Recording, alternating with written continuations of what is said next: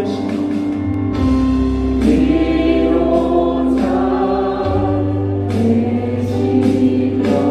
피난처 되신 주님 나의 영혼 온 맘 다해 주를 경배합니다.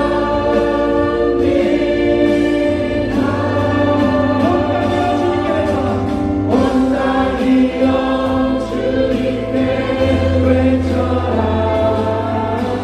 능력과 위엄의 왕 되신 주 산과 바다 소리쳐 주의 이름을 높이리.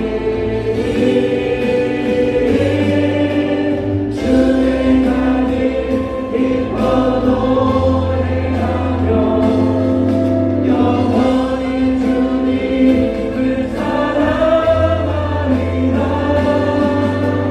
신실하신 주의 약속 나 받았네.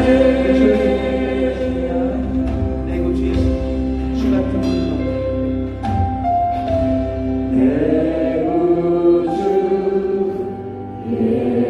예수님 주 같은 분은 없네. 내 평생에 찬양하리. 놀라운 주의 사랑. 이것도 부르고요. 내 구주 예수님 내 구주 예수님 주 같은 분은 없네.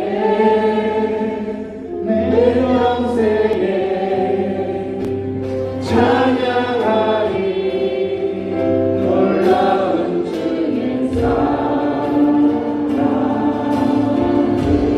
위로자 되시고 피난처 되신 주 위로자 되시고 피난처 되신 주님 나의 영혼 온 맘 다해 주를 경배합니다.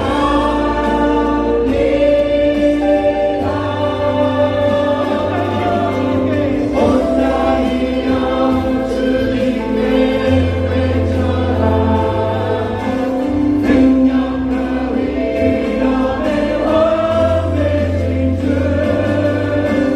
산과 바다 소리쳐 주의 이름을 높이리. 주의 날이 기뻐 노래하며 영원히 주님을 사랑하리라. 신실하신 주의 약속 나 받았네.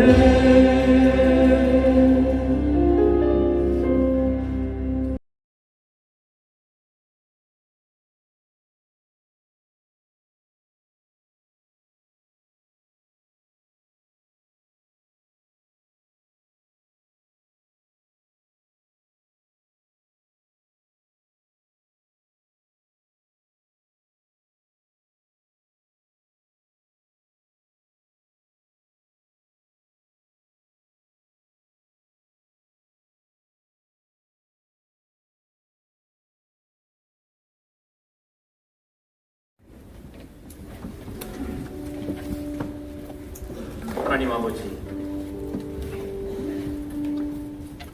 돼지나 짐승들이 토한 것에 다시 엎드려 그것을 핥아 먹으며 뒹구는 것처럼 예수 그리스도께서 우리를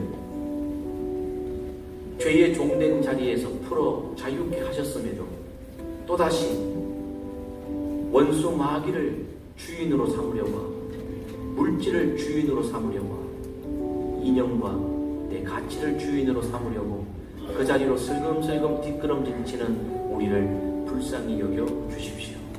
하나님, 예배당 안에서는 예수님이 주인이라고 말하지만 예배당 문을 열고 나가는 순간 또 다른 주인에게 슬금슬금 가서 머리를 조아리는 부끄러운 우리를 불쌍히 여겨 주옵소서. 어디에 붙잡혀 살아야 될 존재인지 말씀을 통해 고민하게 하시니 감사합니다. 바울과 실라처럼 성령과 하나님의 말씀에 붙잡힌 바 된 존재되게 하옵소서.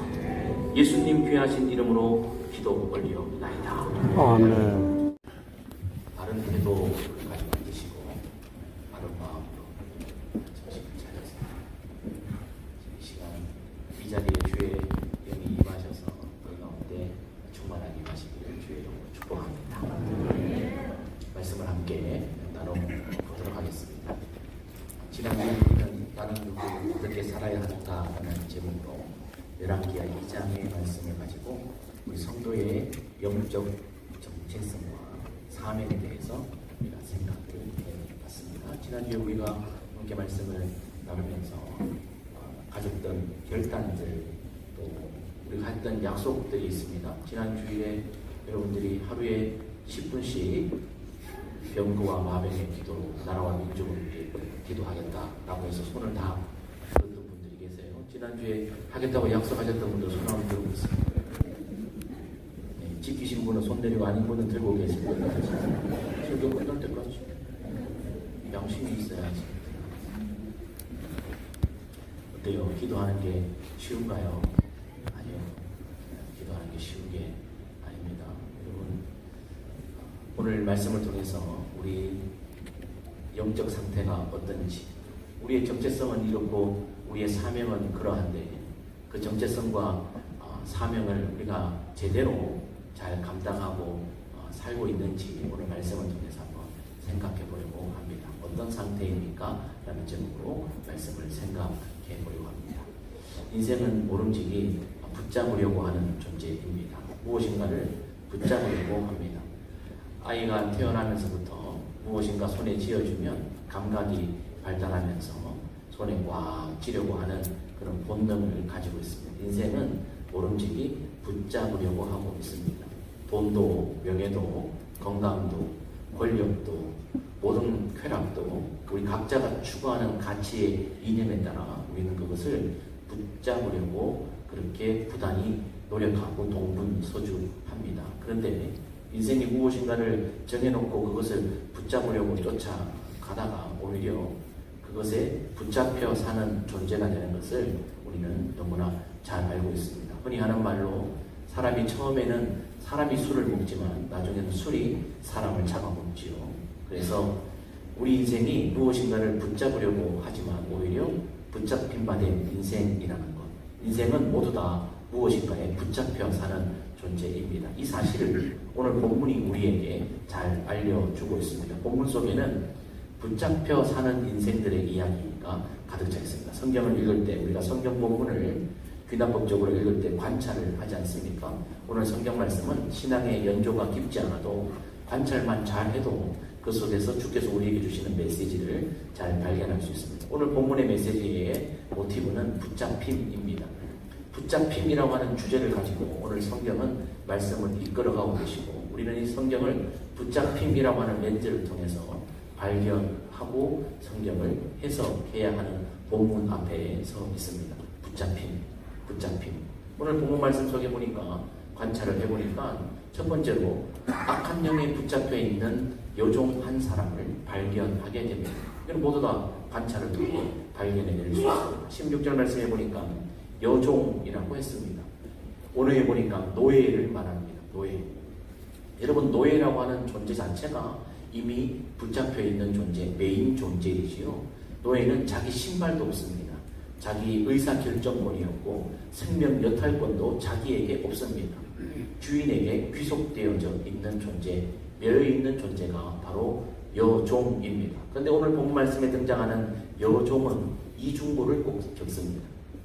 남에게 매여 사는 것만 해도 비참하고 정말 슬픈 일인데 이 매여있는 여종을 한 번 더 묶고 있는 것이 있으니 바로 귀신이라고 성경은 말씀하고 있습니다. 귀신에 붙들려 살고 있는 존재라는 것입니다. 악한 영입니다. 악한 영에 붙잡혀 사는 존재. 여러분, 악한 영은 우리 인생을 매우 비참하게 몰아갑니다. 악한 영의 세계는 어둡고 침울하고 냄새납니다. 그것은 사람을 자유롭게 하고 살리는 것이 아니라 사람을 압제하고 사람을 절망 가운데 몰아넣습니다. 참 소망이 아니라 생명이 아닌 저주의 삶으로 우리를 몰아넣는 존재가 바로 악한 영입니다. 성경은 악한 영, 귀신, 마귀, 사단을 이렇게 우리에게 설명해 주고 계십니다. 마귀를 향하여 본질상 거짓말쟁이이며 살인하는 존재라고 성경은 우리에게 알려주고 있습니다.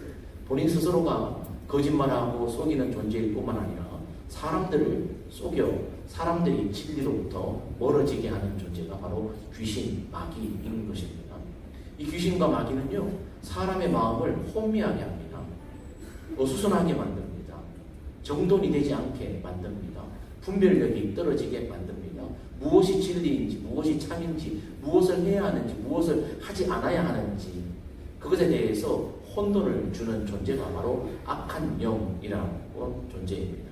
그래서 진리이신 하나님께로부터 사람들을 멀리 분리시켜 놓고 그러고 나서는 뻔뻔하게 마지막에 사람들을 향해서 너는 왜 진리 가운데 서지 않느냐고 오히려 손가락질하고 참소하고 고발하는 그 존재가 바로 악한 영, 마귀, 귀신인 것입니다.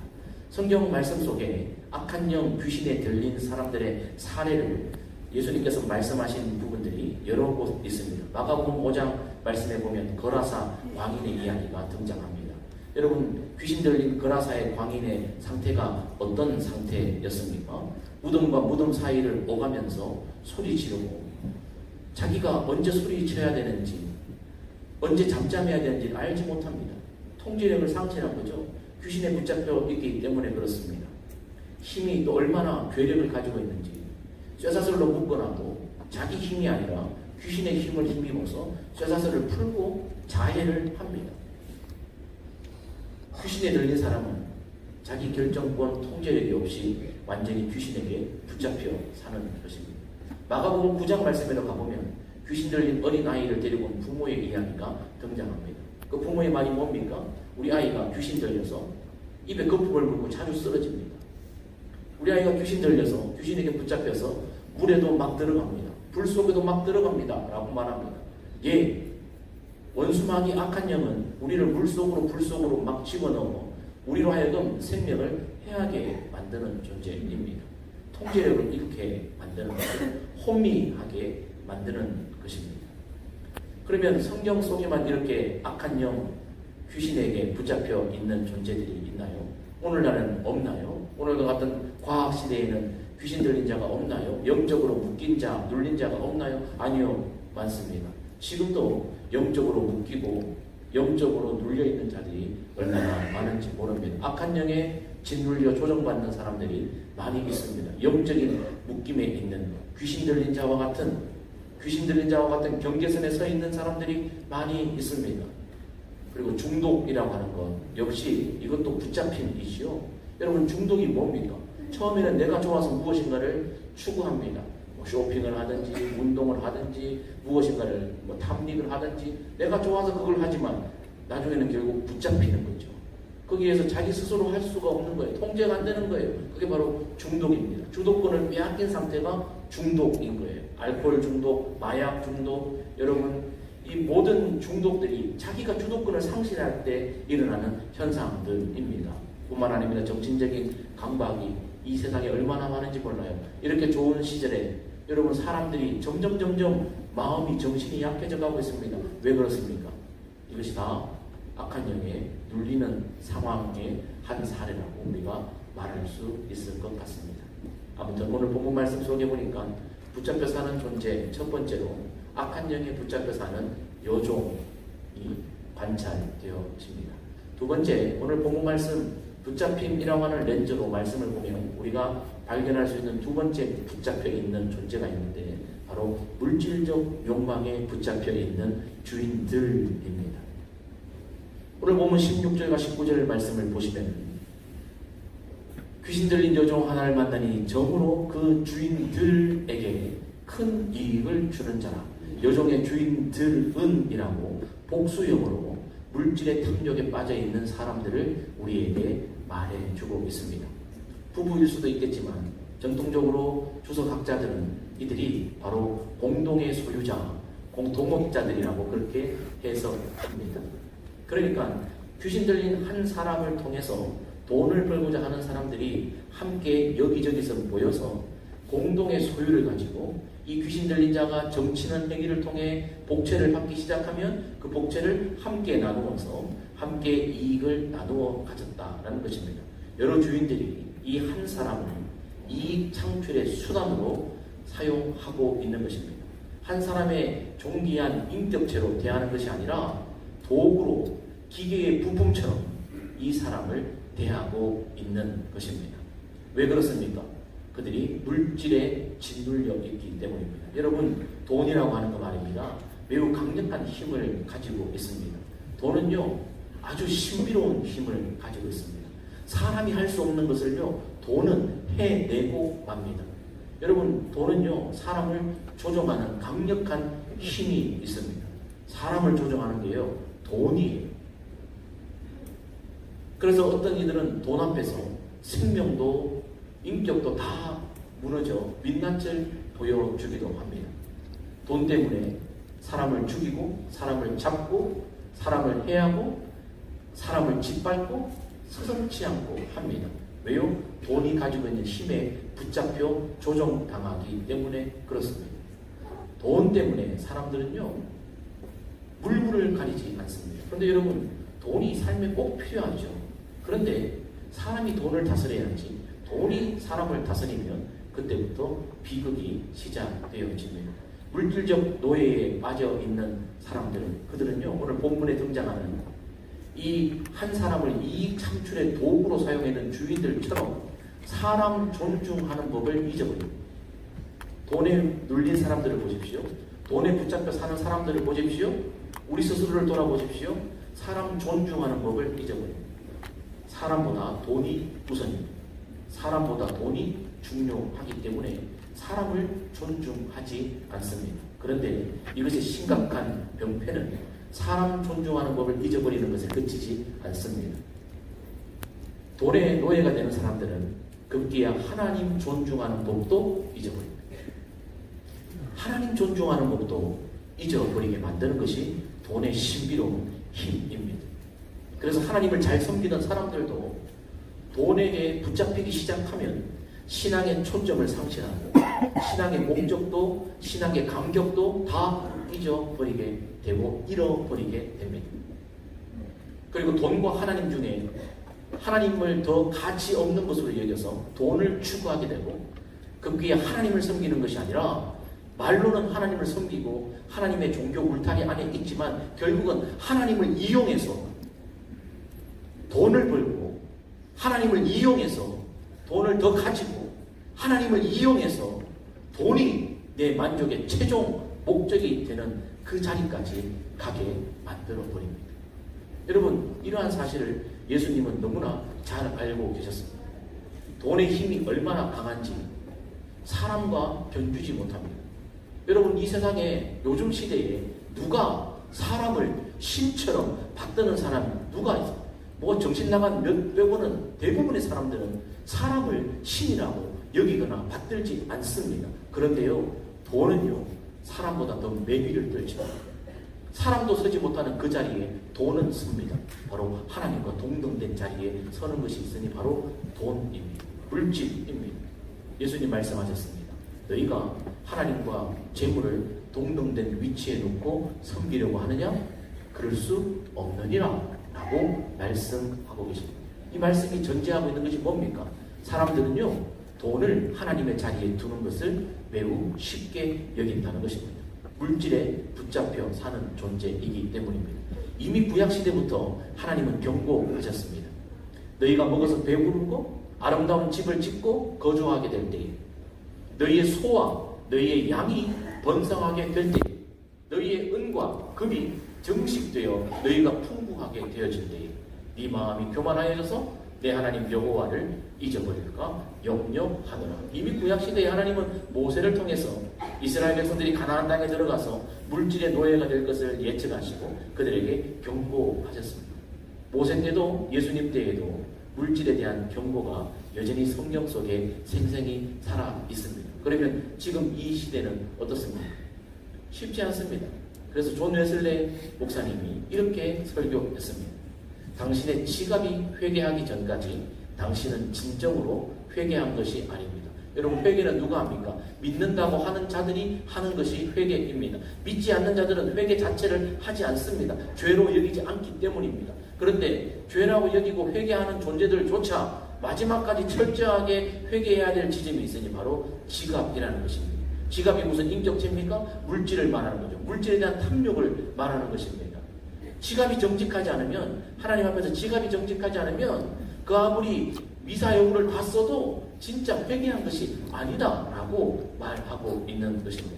이처럼 하나님의 자리에 견고하게 뿌리내리려고 하는 것이 바로 돈, 물질에 대한 탐욕이라고 하는 것입니다. 오늘 본문 말씀 속에 물질에 대한 탐욕에 붙잡혀 있는 주인들, 한 사람이 아닙니다. 여러 사람들입니다. 바로 오늘날 우리의 모습을 말해주고 있습니다. 오늘날도 똑같습니다.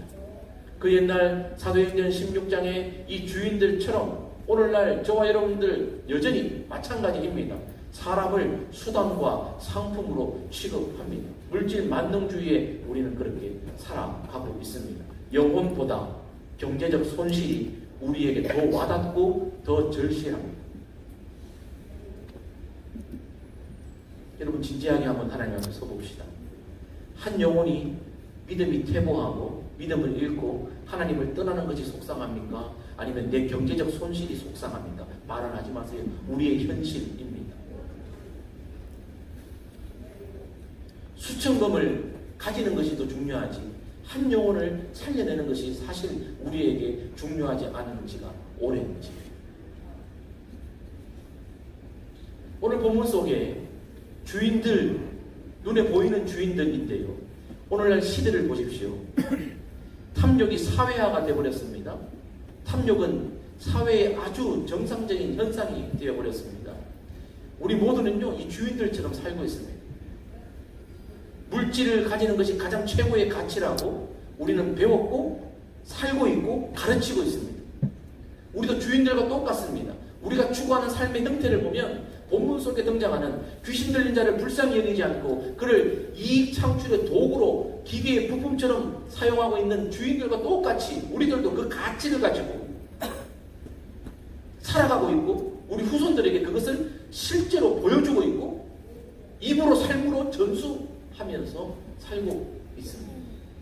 신앙을 개성하여 전수하는 것이 아니라 탐욕을 전수하여 개성해주고 있는 이 시대의 물질의 노예가 된 주인들이 바로 저와 여러분들입니다. 신앙보다 물질이 훨씬 더 우리에게 중요한 핵심 가치가 되고 있다는 것입니다. 본문 말씀 속에 붙잡힘이라고 하는 이 렌즈를 가지고 본문을 관찰해 보면 세 번째로 등장하는 붙잡혀 있는 존재들이 있습니다. 바로 편견과 이념에 붙잡혀 사는 사람들을 보게 됩니다. 오늘 19절에서 22절 말씀해 보면 그들을 가리켜 관리들이요 상관들이라고 말합니다. 기득권자입니다. 이미 가지고 있는 지도자들입니다. 성공했다고 하는 사람들이라고 할 수 있겠죠. 당시의 기준에 의해 성공했던 사람들입니다. 그런데 이들은요, 오늘 바울과 실라를 공정한 잣대에서 심판하고 판결하지 않습니다. 그들의 이익과 맞닿아 있는 사람들이 고소했을 때 바울과 실라가 유대인이라는 이유만으로 그들의 이익을 훼손하는 아주 고약한 자들이라는 그들의 말만 듣고 유죄를 선언하고 맙니다. 옥에 가두어 놓습니다. 왜 그렇습니까? 진리가 위는 중요하지 않습니다. 이념이 중요하기 때문입니다. 내가 추구하는 방향, 내 편이다 싶으면 이것이 진리인지 아닌지 하나님의 뜻에 부합한지 안 한지 물어볼 이유도 없습니다. 내 편이 말하는 것은 다 옳습니다. 내 편이 아니라고 말하는 이들의 말은 옳다고 여겨져도 다 무시해버립니다. 그것이 오늘 본문 속에 등장하는 편견과 이념에 붙잡혀 있는 상관들과 고관들입니다. 여러분, 이렇게 편견과 이념에 붙잡혀 있는 사람에게 가장 큰 피해를 보신 분이 누구이십니까? 예수 그리스도이십니다. 예수 그리스도를 십자가에 못 박은 이가 누구입니까?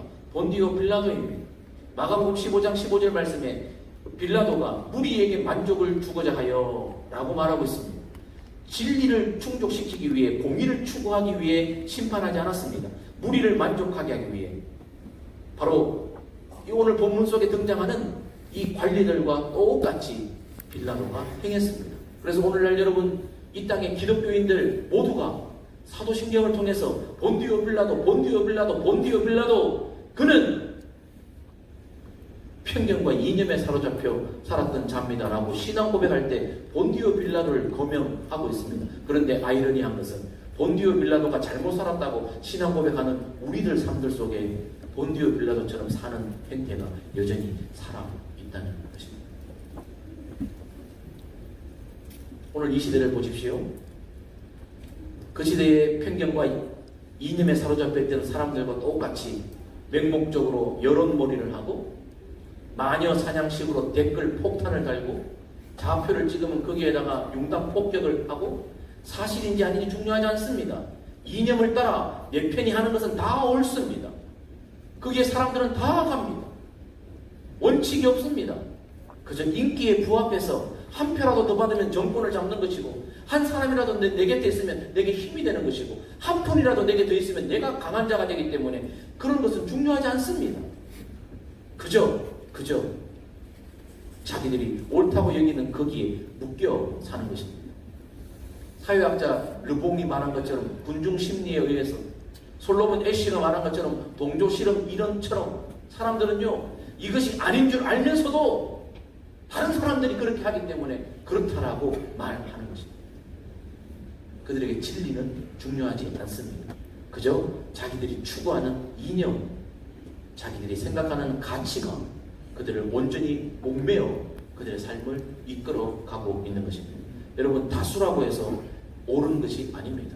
다수라고 해서 진리가 아닙니다. 성경은 다수를 따라 악을 행하지 말라고 말합니다. 다수가 악을 행할 때도 있습니다. 예수님 이렇게 말씀하셨습니다. 관리들 중에 그를 믿는 자가 많되 바리새인들 때문에 드러나게 말하지 못하니 이는 출교를 당할까 두려워함이라. 그들은 사람의 영광을 하나님의 영광보다 더 사랑하였더라. 여러분, 편견과 이념에 따라 사는 사람들은 하나님의 영광보다 사람을 더 추구하는 사람들입니다. 오늘날 교회를 보십시오. 교회가 하나님의 진리가 잘못됐기 때문에 분열이 일어나고 갈등하고 서로 그 속에서 충돌이 일어납니까? 아니요. 하나님의 말씀 위에 이념이 있기 때문에, 진리 위에 여당과 야당이 있고, 진리 위에 좌파와 우파가 있고, 진리 위에 어른과 아이들이 있고, 진리 위에 남자와 여자가 있고, 진리 위에 동쪽과 서쪽이 있기 때문에 그렇습니다. 하나님의 말씀의 권위보다 사람의 이념이, 사람이 공부한 것이, 사람이 주장한 것이 훨씬 더 권위 있게 여겨져서 우리를 붙잡아 이끌어갑니다. 그래서 교회가 힘을 잃어가고 있습니다.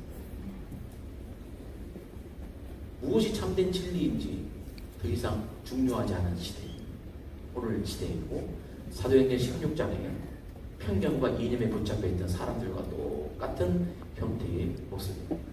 너무 답답하고 우울하죠. 본문 말씀을 이렇게 쭉 진지하게 관찰하면 희망이 없어 보입니다. 그러나 여러분, 히든 카드가 있습니다. 붙잡힘이라고 하는 렌즈로 똑같이 본문을 봤을 때에 남아있는 붙잡혀 있는 존재들이 있습니다.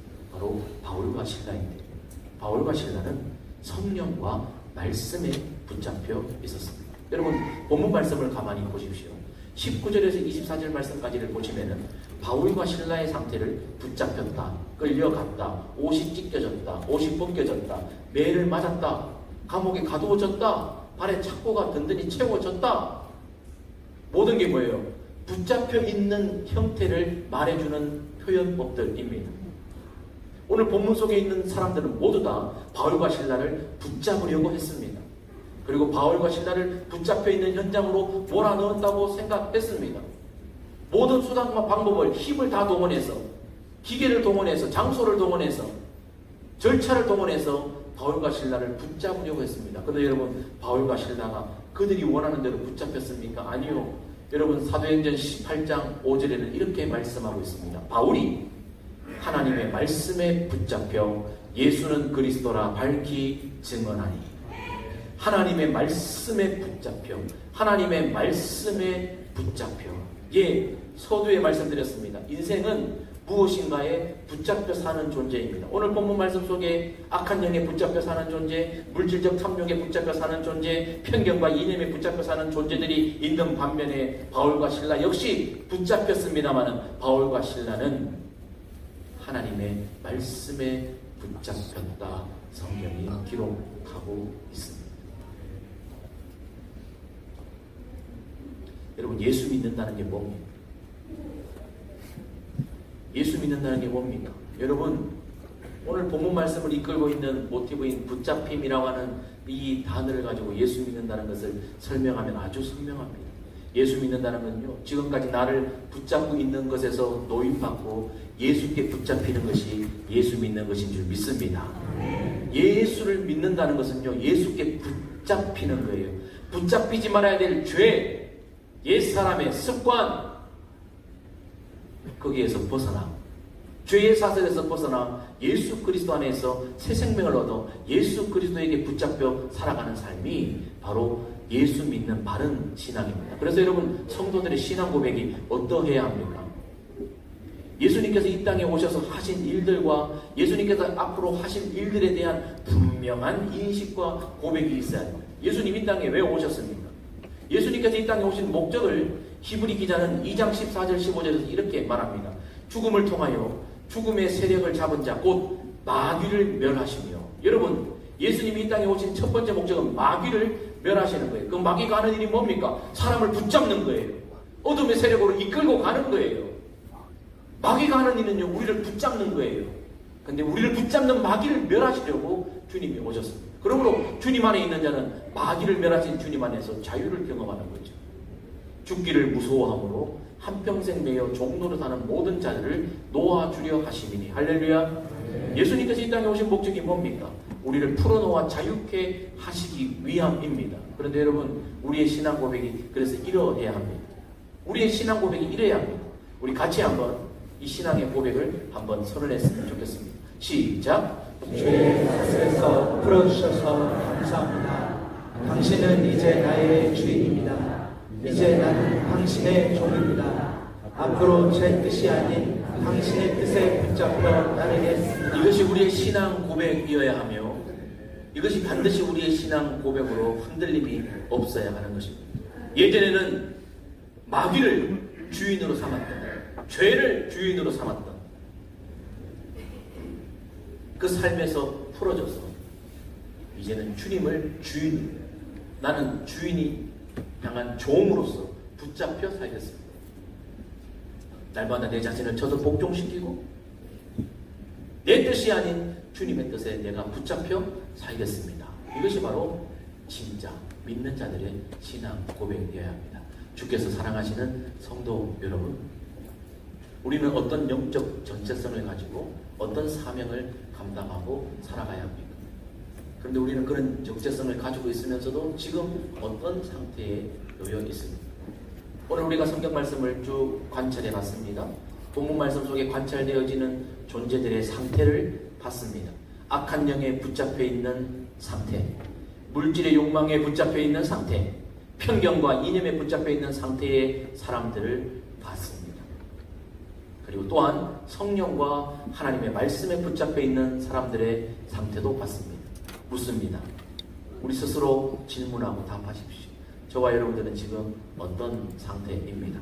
여성들 어떤 상태입니까? 만약 우리가 무엇인가 매여야 한다면, 어딘가에 붙잡혀야 된다면 여러분들은 악한 영을, 물질을, 이념을 선택하시겠습니까? 아니면 성령과 그분의 말씀에 붙잡힌 것을 결정하시겠습니까? 우리의 결정이고 우리의 고백과 기도대로 하나님은 이끌어 가실 것입니다. 썩어져가는 옛사람을 따르는 구습을 벗어버리고 심령이 새롭게 되어져서 성령과 하나님의 말씀에 붙잡힌 바 되어지는 다시 죄의 종의 삶을 살지 않는 하나님의 자녀의 삶을 살기로 결단할 수 있는 저와 여러분 될 수 있기를 주님의 이름으로 축복합니다.